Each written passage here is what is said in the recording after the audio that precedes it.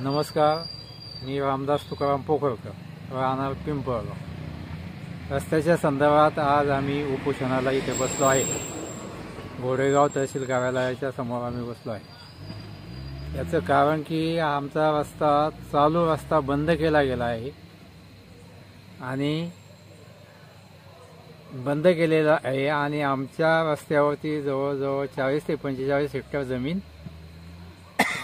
वाहतुकीसाठी आहे आणि ह्या रस्त्यावरती एकाच रस्त्यावर आमची 3 वेळा केस टाकून ती फेल केलेली आहे। तेव्हा आम्हाला उपोषणाचा पवित्रा घ्यावा लागलेला आहे।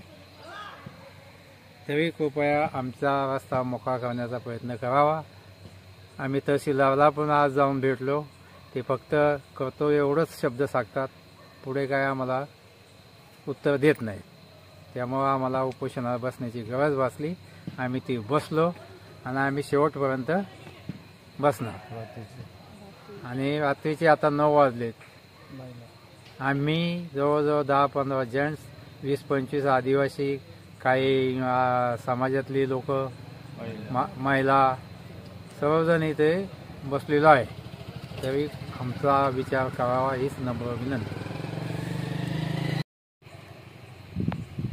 मी ज्ञानेश्वर अंशू पोखरकर, राहणार पिंपळगाव घोडे।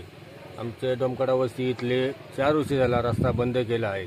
ते मुंबईवरून आले, इथे रस्ता कंपाऊंड मारून सुद्धा आम्हाला जायला रस्ता परवानगी हे जायला रस्ता नाही आहे। आम्हाला वडकून जायला सुद्धा लहान लहान मुलांना सुद्धा पाणी किंवा कॅनेलचं पाणी आता चालू आहे। त्यामुळे मुलांना खाली शाळेत येताना सुद्धा त्यांना भ्या वाटते, कॅनेल पाठवा का नाही असं वाटतं। आणि काल भगवान गंगाराम लोकरे यांची काल दसक्रिया होती। दसक्रिया लोकांना सुद्धा त्यांनी खाली कंपाऊंडवरून सुद्धा त्यांना येता आलं नाही। शेवटी त्यांना 2 किलोमीटरवरून कॅनेलवरून दसक्रिया यायला लागले। जवळ 8-8:30 वाजले दसक्रिया यायला त्यांना। त्यामुळे एवढी सरकारला नम्र विनंती आहे आमची की तहसीलदारला का 4 वर्ष झाले आम्ही त्यांना केस दिली, तरी त्यांनी आमची केस करू म्हणतात आम्हाला, पण तरी बी आम्हाला त्यांनी काही न्याय दिला नाही। त्यामुळे आम्ही इथं 10-15 पुरुष आणि 30-40 महिला इथं उपोषणाला बसले। आत्ता वाजले आहे 9:30, तरी आम्ही इथं उपोषणाला बसलो। आज ज्यापर्यंत आम्हाला न्याय मिळत नाही त्यापर्यंत आम्ही इथून उपोषण सोडणार नाही, ही आमची सरकारला नम्र विनंती फक्त। आज उपोषणाचा आमचा पहिला दिवस आहे आणि एवढे रात्रीचे 9:30 वाजलेत। आमच्या आदिवासी भगिनी आहेत, पुरुष आहेत। आज एवढे रात्रीचे सुद्धा रस्त्याचा प्रश्न निकाली निघावा म्हणून गांभीर्याने घेतलेला आहे। आज लहान लहान मुलं घरी ठेवून इथं उपोषणाला आमच्या भगिनी बसल्यात, आदिवासी महिला बसल्यात। आमच्यातील एक लोकरे कुटुंब आहे, त्यांच्या वडिलांचं मयत नेताना इतके आतोनात हाल झाले। कालच त्यांची दसक्रिया झाली आणि आज ते आमच्या उपोषणामध्ये सहभागी झाले। हे आमचं दुर्दैव आहे।